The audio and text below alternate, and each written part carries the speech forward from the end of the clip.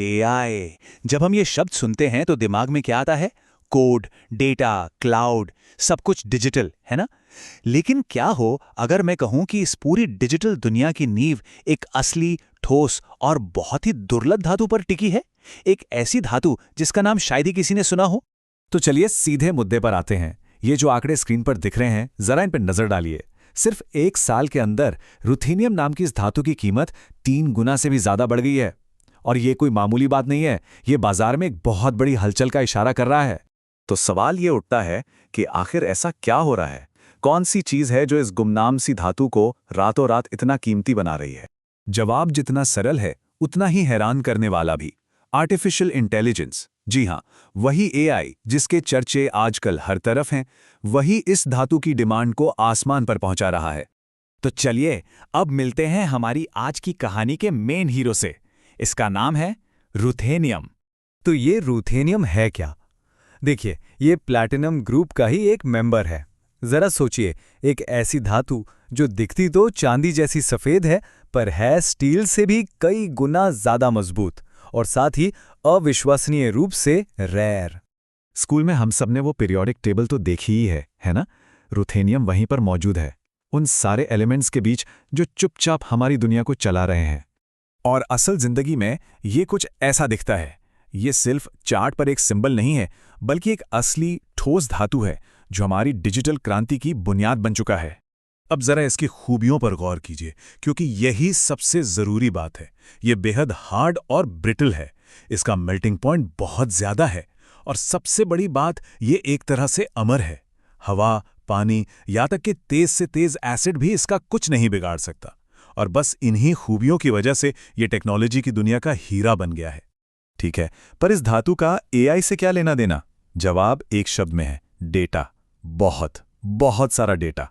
देखिए, एआई को ट्रेन होने के लिए चाहिए होता है ढेर सारा डेटा, और उस सारे डेटा को कहीं तो स्टोर करना पड़ेगा, है ना? बस यहीं पर रुथेनियम की एंट्री होती है। ये उन हाई डेंसिटी हार्ड ड्राइव्स की जान है जिनकी वजह से हम छोटी सी जगह में बहुत सारा डेटा रख पाते हैं। इतना ही नहीं, ये सेमीकंडक्टर चिप्स को भी स्टेबल और भरोसेमंद बनाता है। तो कनेक्शन बहुत सीधा है। जितना ज्यादा एआई, उतना ही ज्यादा डेटा। जितना ज्यादा डेटा, उतनी ही ज्यादा स्टोरेज की जरूरत, और जितनी ज्यादा स्टोरेज, उतना ही ज्यादा रुथेनियम। ये एक ऐसी चेन है जो टूट नहीं सकती। अब सवाल यह है कि अगर डिमांड इतनी ही ज्यादा है तो हम और रुथेनियम निकाल क्यों नहीं लेते? यहीं पर कहानी में एक बड़ा ट्विस्ट है। देखिए, बात यह है कि सोना या चांदी की तरह रुथेनियम की अपनी कोई खदान नहीं होती। मतलब कोई सिर्फ रुथेनियम निकालने के लिए खुदाई नहीं करता। ये तो प्लैटिनम जैसी दूसरी धातुओं को निकालते वक्त एक बाय प्रोडक्ट के तौर पर थोड़ा बहुत मिल जाता है। इसका सीधा सा मतलब यह हुआ कि इसकी सप्लाई इसकी खुद की डिमांड पर नहीं, बल्कि प्लैटिनम की डिमांड पर टिकी हुई है। और प्रॉब्लम को और बड़ा ये बात बनाती है कि दुनिया का लगभग सारा का सारा रुथेनियम बस एक ही जगह से आता है, साउथ अफ्रीका की प्लैटिनम माइन से। मतलब एक तरह से सारे अंडे एक ही टोकरी में रखे हुए हैं।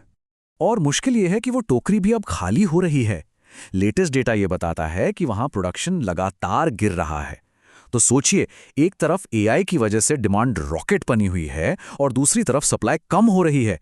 कीमतों में धमाका होने के लिए ये एक परफेक्ट सिचुएशन है। लेकिन रुकिए, कहानी सिर्फ टेक और डेटा सेंटर्स की नहीं है। रुथेनियम के कुछ ऐसे इस्तेमाल भी हैं जिनके बारे में सुनकर शायद यकीन ना हो। क्या यकीन करेंगे कि इसका इस्तेमाल लग्जरी ज्वेलरी में भी होता है?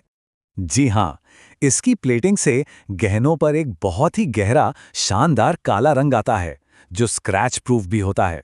और इसी वजह से ये हाई एंड फैशन वर्ल्ड में इतना पॉपुलर है। और इससे भी कहीं ज्यादा जरूरी बात, रुथेनियम जाने बचाने के काम भी आ रहा है। इसके कंपाउंड्स का इस्तेमाल कैंसर थेरेपी में हो रहा है। ऐसी दवाइयां बनाने में जो पारंपरिक तरीकों से ज्यादा असरदार हैं और जिनके साइड इफेक्ट्स भी कम हैं। और लिस्ट यहीं खत्म नहीं होती साहब। ये महंगे फाउंटेन पेन्स की निब में मिलेगा, क्लीन एनर्जी के लिए हाइड्रोजन बनाने में मदद करता है, बड़े बड़े जहाज़ों में पानी को डिसइंफेक्ट करता है, और तो और फॉरेंसिक जांच में छिपे हुए फिंगरप्रिंट्स को ढूंढने में भी मदद करता है ना कमाल का एलिमेंट? और अब सबसे चौंकाने वाला फैक्ट, जब साइंटिस्ट ये पता लगा रहे थे कि डायनासोर आखिर खत्म कैसे हुए, तो उन्हें दुनिया भर की चट्टानों में एक अजीब सी पतली लेयर मिली। जानते हैं उस लेयर में क्या खास था? उसमें रूथीनियम की मात्रा नॉर्मल से बहुत ज़्यादा थी, और बस यही वो सुराग था जिसने उन्हें उस एस्टेरॉयड तक पहुंचाया जिसने धरती का इतिहास ही बदल दिया। जरा एक पल के लिए इस बात पर सोचिए। वही एक एलिमेंट जो हमारे आने वाले कल यानी एआई की बुनियाद रख रहा है, वही एलिमेंट हमें हमारे ग्रह के सबसे पुराने और सबसे बड़े विनाश की कहानी भी सुनाता है। ये पास्ट और फ्यूचर का एक गजब का कनेक्शन है। तो ये सारी बातें हमें एक बहुत बड़े सवाल के सामने लाकर खड़ा कर देती हैं। अगर रुथेनियम, जिसका नाम कल तक किसी ने नहीं सुना था, आज इतना कीमती हो सकता है, तो सोचिए अगला नंबर किसका होगा? टेक्नोलॉजी के लिए हमारी ये जो भूख है, ये आने वाले कल में पीरियोडिक टेबल के किस और छिपे हुए कोने से एक नया खजाना ढूंढ निकालेगी?